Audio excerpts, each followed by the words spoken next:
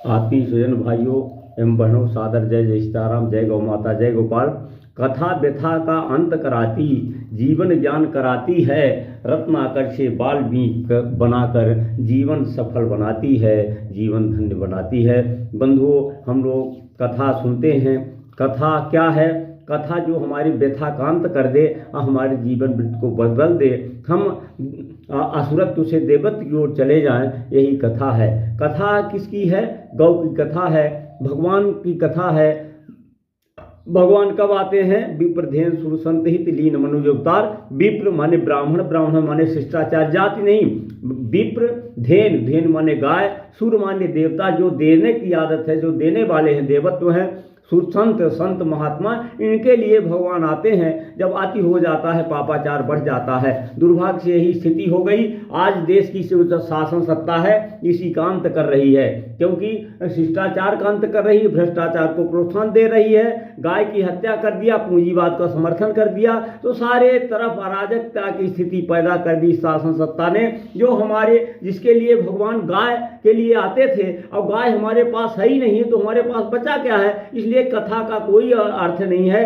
अब गौ का महत्व समझिए, गौ की कथा सुने कि गौ क्या है।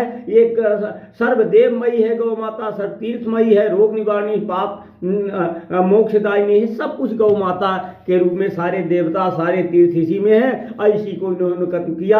रावण भी जब सत्ता में आया था तो यही कहा था, जय विधो धर्म निर्मूला, सो सब करो वेद प्रतिकूला, जय जय देश धेनु दुष्पावहु, नगर गांव पूरा आग लगावहु। तो वही रावण मृत्यु आज की शासन सत्ता में आ गई है। और गाय चली गई तो हमारा सब कुछ चला गया। इस कथा का कोई अंतर अर्थ नहीं है। इन चाटुकारिताओं को, इन मूर्ख सत्ताओं को खत्म करने के लिए गाय अब आगे आ गई है। जब धरती में पापाचार बढ़ता है तो गाय के रूप में, धरती माता गाय के रूप में आती है, तो गाय के रूप में सामने है। और गौ आधारित जीवन पद्धति ही संसार को बचा पाएगी। और जैसा कि हम खाते हैं, जैसा सबसे सुख निरोगी काया, हमारा जो जहर खाते खाते शरीर जो है रोगी हो गया, और हम जो है राष्ट्रवाद खत्म हो गया, हम पुरुषार्थहीन हो गए, हम बुजदिल कायर हो गए, जिंदा मरने लगे, इनके चक्रव्यूह में फंस गए। ये तो गद्दार हैं, काले चोर हैं, इन्होंने राष्ट्रवाद को शीशे की तरह चकनाचूर कर दिया। तो आइए गौ आधारित जीवन पद्धति की ओर चलें। हम गौ कथा कराएंगे। गौ आधारित जो हमारी सामग्री है, गौ गोबर, गौमूत्र, प्राकृतिक जड़ी बूटी से उपयोग की वस्तुएं लाएंगे। बाजारवाद का अंत करेंगे। स्वावलंबी गांव की परिकल्पना के लिए हम जी रहे हैं। तो एक तरफ तो शासन को, भस्मारा सत्ता को पलटना है, और दूसरी गौ आधारित जीवन पद्धति, स्वावलंबी गांव की ओर चलना है। सादर जय जय सीताराम, जय गौ।